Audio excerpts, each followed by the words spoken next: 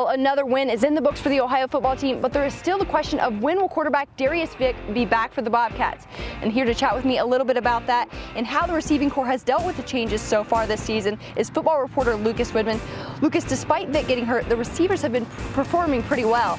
What can they credit to that success so far this season? Well, Morgan, I talked to some of the receivers after practice this week, and they said they're ready to play with anybody at the quarterback position. You know, Darius is trying to come back from that injury, but they're still working with J.D. Sprague, Greg Wyndham, and even freshman Joey Duckworth in practice to make sure that they have those consistencies ready for game day. And you have to give these guys credit. I mean, even when they pulled Darius in the Kentucky game and put in Sprague, you know, he threw for over 100 yards and a half, and everyone has been able to play well with whoever has been at quarterback.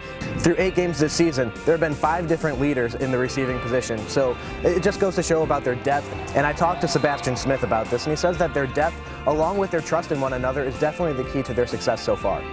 We got a lot of factors, and I believe in all my teammates and what they can do and their abilities, so I just preach to them, just keep working hard every week, and I do that myself as well, and we try to make plays.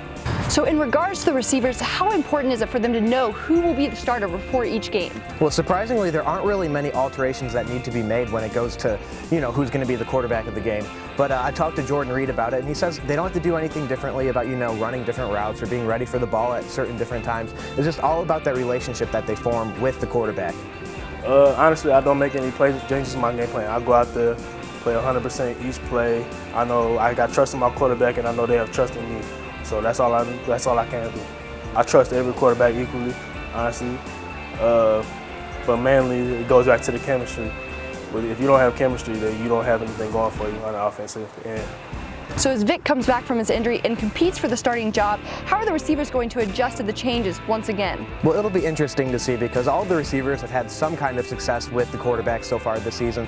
JD has had the hot streak going right now. He's not afraid to throw downfield anymore. He looks a lot more comfortable in the pocket and doesn't look to run as much. And he's connecting with receivers, but you know, Darius had that starting position at the beginning of the season. Do you give it just right back to him because he earned it, or are you going to make him earn it again? I talked to Sebastian about this, and he says that it should just go to whoever has the hot hand and gives them the best chance to win. I would go with whoever's doing well at that time. I mean, it's a competition every single day, and I believe the person that works the hardest and the person that's making the play should have the spot. But Morgan, whoever wins that quarterback position, they'll have their hands full against Western Michigan this weekend. Well, it'll be interesting to see how the rest of the season plays out. Thanks a lot, Lucas. With just 4 conference games left, Ohio travels to Kalamazoo this weekend to take on Western Michigan. Both teams are coming off big Week 8 wins, but the Bobcats are hoping to bring home their second road win of the season this week.